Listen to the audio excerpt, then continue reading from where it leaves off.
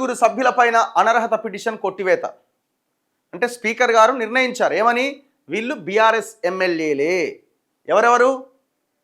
Tellam Venkatrao Bhadrachalam MLA, BRS ఎమ్మెల్యేని. కండువా కప్పుకున్నాడు కదా రేవంత్ రెడ్డి చేత, అంటే అది కాంగ్రెస్ కండువా కాదు, అది కాంగ్రెస్ కండువా కాదట. మరి బయటకు వచ్చి కూడా నేను బీఆర్ఎస్లో చేరినా అని కూడా మాట్లాడిండు కదా. ఇప్పుడు వీడియోలు ఉన్నాయి కదా, మనం ఎందుకు గింత ఘోరమైన జడ్జిమెంటు. సరే, ఆ స్పీకర్ ప్రసాద్ కుమార్ గారిది ఆయన ఎవరు చెప్తే చేస్తాడు ఏందన్నది మనకు తెలిసిన విషయమే. నేను అడిగేది ఏంటంటే, కనీసం ఈ ఎవరైతే రిజైన్ చేశారో వీళ్ళకైనా ఉండాలి కదా బుద్ధి. అంటే ఎవరైతే పార్టీ మారారో, మీరు లీడర్లు అయితే ఇన్ని సంవత్సరాలు మీరు రాజకీయ జీవితంలో మీరు ఉన్నారు కదా, మరి మీ లీడర్లా సత్సు దద్దమ్మలా మీరు? అంటే మీ నియోజకవర్గంలో మీరు మళ్ళీ ఉప ఎన్నిక వచ్చి పోటీ చేస్తే మీరు గెలవరని మీరు అర్థమయ్యే మీరు నేను పార్టీ మారలేదు అంటున్నారు, అంతే కదా. ఆయన అరకెపూడి గాంధీ అయితే నేను దేవుని కండువా కప్పుకున్నా అని చెప్పిండు. ఏమయ్యా గాంధీ, పేరుకేమో గాంధీ, నువ్వు చేసిన పనేమో ఏం పని, ఇంకేమనాలి దాన్ని? పేరు చివరన గాంధీ అని ఉన్నది. మళ్ళా పచ్చి అబద్ధం అయినావు కదా. ప్రకాష్ గౌడ్ రాజేంద్ర నగర్ ఎమ్మెల్యే పార్టీ మారిండు కదా క్లియర్గా. గూడెం మహిపాల్ రెడ్డి మొత్తం పటాన్చెరు నియోజకవర్గాన్ని అన్నదమ్ములు ఇద్దరు కలిసి సత్రోలు చేసి పెట్టిర్రు. మళ్ళీ కాంగ్రెస్ అధికారంలోకి రాగానే ఇంట్లో దుంకిండు. ఎందుకంటే అది అన్ని కాపాడుకోవాలి కదా. ఆ ఈడీ కేసు అయింది, అదైంది, ఇదైంది, మొత్తం అటాచ్ చేయబడ్డాయి, ఇవన్నీ కాపాడుకోవాలి కదా. మొత్తం మళ్ళా జరగాలి కదా.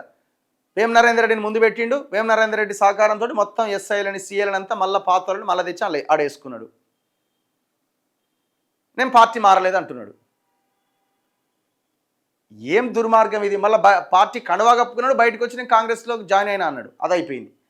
బండ్ల కృష్ణమోహన్ రెడ్డి వీడియోలే ఉన్నాయి నేను పార్టీ మారినా అని. నిన్న మాట్లాడుతున్నాడు. అసలు ఎట్లుందంటే వీళ్ళది మీడియా ముందు, అమ్మయ్య బతికిపోయినామరా నాయన, ఇక ఎలక్షన్స్ వస్తలేవు ఇక అని. ఇక నాకు తెలిసి బాగా తాగి ఉంటారు ఇక బగ్గని. నేను రాత్రి అంతా వీళ్ళంతా ఫుల్ ఎంజాయ్ చేసి ఉంటారు. ఇక తెల్లం వెంకట్రావు కూడా పార్టీ మారిండు. ఇప్పుడు ఆ వీడియో ఉన్నది చూడండి మీరు. ఇక వీళ్ళందరూ రావడానికి కారణం ఏంటి? ఈరోజు ప్రకాష్ గౌడ్ అని, ఉత్తి ప్రకాష్ గౌడ్ కాదు, నిన్న మొన్న నాతోని వీళ్ళంతా వాట్సాప్ ఉందా, వీళ్ళంతా ఏందండి ఇది?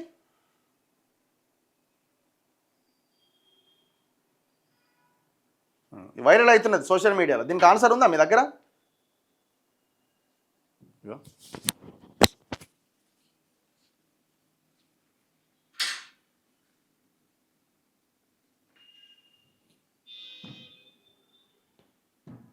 వీడియో అన్అవైలబుల్ అంటుంది.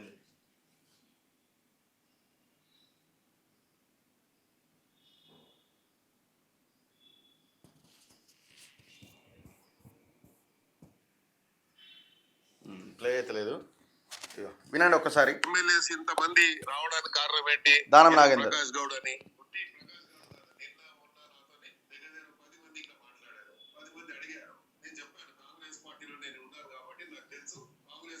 స్వేచ్ఛ అనేది మనకు sky is the limit. Congress పార్టీలో మీరు వచ్చి ఎలాంటి ఇబ్బందుల గురి గారు మేము అది బాధ్యత మేము తీసుకుంటాము. ముఖ్యమంత్రి గారిని ఎప్పుడంటప్పుడు కలవచ్చు. కష్టపడ్డా ప్రజలు ఆదరించారు, గెలిచిన. ఇప్పుడు ఆ ప్రజలకు సేవ చేయడానికి కాంగ్రెస్ తోటి కలిసి, అభివృద్ధి కోసం కాంగ్రెస్ తోటి కలిసి పనిచేస్తా ఉన్నా, ఈ ప్రభుత్వంతో కలిసి. నియోజకవర్గ అభివృద్ధిని దృష్టిలో పెట్టుకొని నియోజకవర్గ ప్రజల కోరిక మేరకే ఈ రోజు పార్టీలో చేరడం జరిగింది. నా తోటి వచ్చిన మిత్రులకు, ఇంకా రాబోయే వాళ్ళకి అందరికీ నేను ప్రత్యేకంగా ధన్యవాదాలు తెలియజేస్తూ మీ అందరికీ ధన్యవాదాలు. Thank you. బీఆర్ఎస్ పార్టీలో వెళ్తున్నమాట అబద్ధం. ఎందుకంటే ఒక్కసారి డెసిషన్ చేసి భద్రాచలం అభివృద్ధి కొరకు కాంగ్రెస్ పార్టీ అయితే అభివృద్ధి చెందుద్దని ఏదైతే నా గురువు గారు పొంగులేటి శ్రీనివాసరెడ్డి గారి ద్వారా నేను కాంగ్రెస్ పార్టీలో జాయిన్ అయ్యాను. గౌరవ ముఖ్యమంత్రి రేవంత్ రెడ్డి గారి ఆశీస్సులతో మరియు తుమ్మల నాగేశ్వర గారి ఆశీస్సుతో, తెల్లం వెంకట్రావు ఈయన మీద ఆరోపణ వచ్చింది పార్టీ మారిన తర్వాత. మళ్ళీ నువ్వు బీఆర్ఎస్లోకి పోతున్నావట కదని. దాని మీద క్లారిటీ ఇస్తే నేను మళ్ళీ బీఆర్ఎస్లోకి పోతలేనని. అట్లా అంటోడు ఇలా నేను పార్టీ మారలేదు అంటుంది. అదే ఆశతో తప్ప వేరేదైతే ఎటువంటి అపోహ చెందదు. ఇది బీఆర్ఎస్ ప్రాపగండా అని నేను ఖచ్చితంగా చెప్తున్నాను. ప్రజల అభివృద్ధి, ఆ. నాకు ఆశీస్సులే ఉన్నాయి. ప్రజలు అభివృద్ధి నాకు ముఖ్యమని మీకు తెలుపుతున్నాను. సాల్తీ కానీ ఏవో కాంగ్రెస్ పార్టీ నా మీద మనం ప్లాన్ చేసుకొని అరకపూడి గాంధీ చెప్పి కూడా వారు చెప్పడం జరిగింది. సంతోషంగా స్వీకరించి అన్కండిషనల్గా నేను నా మిత్రులు, శ్రేయభిలాషులు, కార్పొరేటర్స్, సీనియర్ నాయకులు, సహచర మిత్రులందరితో కలిసి ఈరోజు జాయిన్ అవడం జరిగింది. బండ్ల కృష్ణమోహన్ రెడ్డి, రైతుల కష్టాలు తీరాలనే పోచారం శ్రీనివాసరెడ్డి, నేను ఈరోజు వారి నాయకత్వంలో, రేవంత్ రెడ్డి గారి నాయకత్వంలో కాంగ్రెస్ పార్టీలో వచ్చాము. రేవంత్ రెడ్డి గారు కడియం శ్రీహరి, పిలిచి అన్న మీరు మా పార్టీలోకి రండి, ప్రభుత్వానికి మీ అనుభవం అవసరం, మీ నియోజకవర్గ అభివృద్ధిని మీరు ఊహించిన దానికంటే బ్రహ్మాండంగా చేద్దామని చెప్పి వారు నన్ను కాంగ్రెస్ పార్టీలోకి ఆహ్వానించడం జరిగింది. ఈ నియోజకవర్గం యొక్క అభివృద్ధిని దృష్టిలో పెట్టుకొని ప్రభుత్వం అండ ఉంటేనే, ప్రభుత్వ సహకారం ఉంటేనే అభివృద్ధి చేయగలుగుతామని ఆలోచించి నేను కాంగ్రెస్ పార్టీలోకి వచ్చి సంవత్సరం కావస్తున్నది. మరి ఇది ధైర్యంగా ఎందుకు చెప్తలేరు? ఇప్పుడు నేను పార్టీ మారలేదు, దేవుని కండవ కప్పుకున్న, జాతీయ జెండా రంగు అట్లనే ఉంటుంది. జనాన్ని ఎందుకు మోసం చేస్తున్నారు? కాకపోతే ఇక్కడ ఏమైపోయిందంటే వీళ్ళకి అడ్వాంటేజ్ ఏమైపోయిందంటే అవతల కంప్లైంట్ చేసింది ఎవరు? BRS party. Who is BRS party? 2014లో టీడీపీ నుంచి గెలిచిన తలసాని శ్రీనివాస్ యాదవ్ లాంటి వాళ్ళకి మంత్రి పదవులు ఇచ్చి 5 ఏళ్ళు నడిపించారు. అట్లనే టీడీపీని విలీనం చేసుకున్నారు, బీఎస్పీలో గెలిచిన ఇద్దరిని తీసుకున్నారు, కాంగ్రెస్ నుంచి గెలిచిన వాళ్ళని తీసుకున్నారు. అప్పుడేమన్నాడు? తెలంగాణ ఏకీకరణ మా ప్రభుత్వాన్ని కూల్చే కుట్ర జరుగుతున్నదని రకరకాలుగా మాట్లాడండి. 2018లో మళ్ళీ ఎలక్షన్లకు పోయి మళ్ళీ గెలిచిండు. 89 స్థానాలు ఏమో వచ్చినాయి. అయినా మళ్ళీ కొన్నాడు. 12 మంది కాంగ్రెస్ ఎమ్మెల్యేని పందుల లెక్క కొన్నాడు. బురదలో బొరలాడే పందుల అంగట్లో పోతే పశువులను కొన్నట్టు కొన్నాడు. వాళ్ళే ఇప్పుడు వచ్చి ఏమంటున్నారు? పార్టీ ఎట్లా మారుతారని వీళ్ళు అడుగుతున్నారు. ఇదే ముఖ్యమంత్రి రేవంత్ రెడ్డి ఆనాడు పిసిసి అధ్యక్షుడిగా ఉన్నప్పుడు ఏమన్నాడు? దొంగలు వీళ్ళంతా అమ్ముడు పోయిర్రు అని ఆ అంశాన్ని ఎజెండాగా చేసుకొని అధికారంలోకి వచ్చిండు. ఆనాడు అధికారంలో ఉన్న కేసీఆర్ ఏం చేసిండు, ఇప్పుడు ఏం మాట్లాడుతున్నాడు? ఆనాడు పిసిసి అధ్యక్షుడిగా ప్రతిపక్షంలో ఉన్న రేవంత్ రెడ్డి అప్పుడేం చెప్పిండు, ఇప్పుడేం చేస్తున్నాడు? సో ఈ వ్యవస్థ వల్ల ఇట్లాంటి కనీసం మాట మీద నిలబడని ఇట్లాంటి రాజకీయ నాయకుల వల్ల ఈ పరిస్థితి ఎదురవుతున్నది. వీళ్ళు ఏం ప్లాన్ చేసినారు? మొత్తం 26 మంది ఎమ్మెల్యేలను తీసుకురావాలన్నది రేవంత్ రెడ్డి ఆలోచన. కానీ ఏమైపోయింది? ఈ పార్టీ ఫిరాయింపుల మీద సుప్రీంకోర్టు గతంలో ఎన్నడూ మాట్లాడనంత సీరియస్గా రెస్పాండ్ అవుతున్నది. ఇది ఊహించలేదు వీళ్ళు. ఊహించి ఉంటే వీళ్ళందరూ వచ్చేటోళ్ళు కాదు, ఇది అయ్యేది కాదు. ఒక్కొక్కరికి నాకు తెలిసి ఈ పాటికి బీపీలు, షుగర్లు 400, 300 కొడుతుంటే నాకు తెలిసి ఈ సంవత్సర కాలం నుంచి. ఎందుకంటే బై ఎలక్షన్ వచ్చే అవకాశం ఉంటుండే. సో అట్లాంటి సిచ్యువేషన్ నుంచి ఇప్పుడు ఈ 5గురు బయటపడ్డారు. ఇక మరి ఇప్పుడు 5గురిని సుప్రీంకోర్టు లో కేసు వేస్తే జరగదా అని అంటే, ఇప్పుడు సుప్రీంకోర్టు స్పీకర్ పరిధిలో ఉన్న అంశాన్ని ఎంతవరకు డిస్కస్ చేస్తుంది అన్నది ఒక పాయింట్ అయితే, ఒకవేళ దాని మీద నిర్ణయం తీసుకున్నది చాలా సమయం పడుతుంది. మళ్ళీ ఆర్గ్యుమెంట్స్ ఇది అది అని. సో కాకపోతే ఇప్పటికిప్పుడు ఈ 5 నియోజకవర్గాలతో పాటుగా ఏ ఎలక్షన్ ఎక్కడ ఇదిగో ఈ 5 ఎక్కడిది? భద్రాచలం, గద్వాల, పటాన్ చెరు అండ్ రాజేంద్ర నగర్, షేరిలింగంపల్లి, వీటితో పాటుగా పోచారం శ్రీనివాసరెడ్డి బాన్సువాడ, కాలే యాదయ్య చేవెళ్ళ అండ్ డాక్టర్ సంజయ్ కుమార్ జగిత్యాల. ఈ మూడింటికి సంబంధించిన కూడా సేమ్ ఇదే రిజల్ట్ రాబోతున్నది. సేమ్ స్పీకర్ వాళ్ళని కూడా అనర్హుడిగా వేసినటువంటి ఆ పిటిషన్ కొట్టేస్తాడు, వీళ్ళు బీఆర్ఎస్లోనే ఉన్నారు అని చెప్తాడు. సో స్పీకర్ నిర్ణయం తర్వాత మళ్ళీ బీఆర్ఎస్ మళ్ళీ హైకోర్టుకి, ఆ తర్వాత సుప్రీంకోర్టు, ఇదంతా ప్రాసెస్. ఇక కాకపోతే ఇప్పటికిప్పుడైతే వీళ్ళు బయటపడ్డారు. ఈ సందట్లో సడేమియాలాగా ఎవరైనా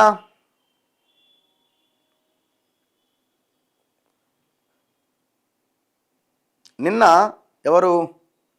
కడియం శ్రీహరి యాక్చువల్గా ఏమనుకున్నారు? దానం నాగేంద్ర అండ్ కడియం శ్రీహరి 2 ఉప ఎన్నికలు వచ్చే అవకాశం ఉంది, వీళ్ళు రిజైన్ చేసే ఛాన్స్ ఉంది అని అన్నారు.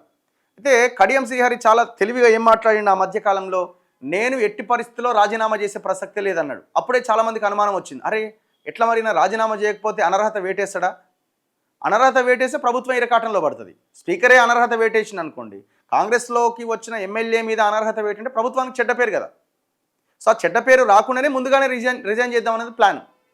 మరి నేను రిజైన్ చేయనని ఒక స్టేట్మెంట్ ఇచ్చిండు. అంటే దీని ప్రకారం ఏంది, ఈ 8 మందిని ఎట్లాగైతే తప్పిస్తారో సేమ్ కడియం శ్రీహరిని కూడా తప్పించే అవకాశం ఉంది అని సేమ్ యాస్టిస్గా నేను అదే జరిగింది. కడియం శ్రీహరి ఏమైనా అఫిడవిట్ వేసిండు, సేమ్ కడియం శ్రీహరి కూడా నేను ఎక్కడ పార్టీ మారినా కాంగ్రెస్ పార్టీ సభ్యత్వం ఏమైనా తీసుకున్నానా అని నిన్న అఫిడవిట్ వేసిండు. చలో అయిపోయా. ఇప్పుడు అల్టిమేట్గా ఏంది, స్పీకర్ ఏదో ఒక నిర్ణయం తీసుకోవాలి. కోర్టు పెట్టిన డెడ్ లైన్ ఏంది, ఏదో ఒక నిర్ణయం తీసుకోండి, అయితే అటా ఇటా. ఇదే నిర్ణయం తీసుకోవడానికి కోర్టు చెప్పలే ఎక్కడా కూడా. సో కాబట్టి స్పీకర్ తీసుకునే నిర్ణయం అనేది కోర్టుకు వ్యతిరేకంగా కాదది. సో కాబట్టి వీళ్ళు బతికి బయటపడిపోతున్నారు. ఇప్పుడు కడియం శ్రీహరి మీద కూడా ఏం నిర్ణయం తీసుకోబోతారు, ఈయన బీఆర్ఎస్లోనే ఉన్నాడు అని ఎవరైతే పిటిషన్ వేశారో బీఆర్ఎస్ ఎమ్మెల్యే పిటిషన్ కొట్టేయబోతున్నాడు. 100% ఇదే జరుగుతుంది, 1,00,000%. ఇక మిగిలిన ఏకైక ఎమ్మెల్యే ఎవరు, దానం నాగేందర్ తప్పించుకోవడానికి అవకాశాలు లేవు. ఏమో మరి పొరపాటున ఈయన కూడా పార్టీ మారలేదని ఏమన్నా చేసినా ఆశ్చర్యం లేదు. ఇప్పుడు ఒకవేళ స్పీకర్ దానం నాగేందర్ది కూడా ఈయన పార్టీ మారలేదు బీఆర్ఎస్లోనే ఉన్నాడు అని కనుక చెప్తే మళ్ళీ అది కూడా మళ్ళీ కోర్టుకి ఎవరో ఒకరు వెళ్ళాలి, మళ్ళీ కోర్టు విచారణ, ఇదంతా చాలా సమయం పడుతుంది. మరి ఆ మధ్య రేవంత్ రెడ్డి అన్నాడు ఎట్టి పరిస్థితిలో బై ఎలక్షన్స్ వచ్చే అవకాశం లేదు అని. మరి దానం నాగేందర్ది కూడా అన్ని సిగ్గు విడిచి అన్ని వదిలేసి ఇజ్జత్ మానం అన్ని వదిలేసి మరి ఆయన మీద కూడా వేట్ వేయకుండా వదిలేస్తారేమో. సో ఇట్లా దీని ప్రకారం చూస్తే ఇంకొకటే ఒక ఆప్షన్ ఏంటంటే ఒక్క ఖైరతాబాద్ బై ఎలక్షన్ వచ్చే అవకాశం ఉంది అన్నది మాత్రమే ఇంకా ఊగిసలాడుతున్నది. ఈ 9 మంది మీద మాత్రం ఎటువంటి యాక్షన్ ఉండదు అని చాలా క్లియర్గా అర్థమవుతున్నది. ఇప్పుడు దానం ఎవరైనా కడియం శ్రీహరి అంటున్నాడు నేను కాంగ్రెస్ పార్టీ సభ్యత్వం తీసుకోలేదని. భారత రాజ్యాంగంలో పార్టీ ఫిరాయింపుల చట్టంలో ఒక పార్టీ నుంచి గెలిచి ఇంకో పార్టీ సభ్యత్వం తీసుకుంటేనే పార్టీ మారినట్ట. ఏ పార్టీ నుంచి గెలిచినవో ఆ పార్టీకి వ్యతిరేకమైన కార్యక్రమాలకు పాల్పడితే నువ్వు పార్టీ మారినట్టే.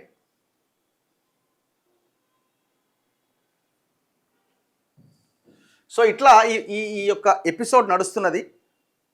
ఈయనేమంటుండు కేటీఆర్, ప్రజాస్వామ్యాన్ని ఖూనీ చేసిన కాంగ్రెస్, న్యాయ పోరాటం చేస్తామన్న బీఆర్ఎస్ ఎమ్మెల్యేలు వివేకానంద, సంజయ్ అట. మీకు అర్హత ఎక్కడిది? దొంగలు మీరేనైతే స్టార్ట్ చేసిందే మీరు కదా 10 ఏళ్ళుగా. వీళ్ళు ఏం చెప్తారంటే మేము 2/3 మెజార్టీతో ఎమ్మెల్యేలను తీసుకున్నామని అంటారు. మీరు లెక్కలు తీయండి, చాలా క్లియర్గా ఉన్నాయి.